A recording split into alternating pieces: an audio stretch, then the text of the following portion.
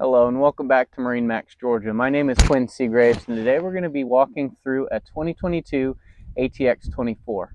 It's going to be a pickle fork front, which means that you have the very wide bow and very deep seating. It's going to be beautiful to fit a couple people on this boat. And if you look behind us, we also have tons of seating on this boat.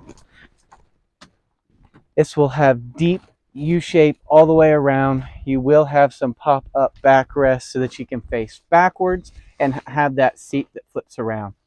As you see by my head, you do have a power tower system. So this will give you an option to lower your tower or raise the tower by a press of a button and have 4 tower speakers. These are going to be by wet sounds. The dash on this boat is wonderful. We do have the manual fill for your ballast, your nav lights, anchor lights, bilge, and blower.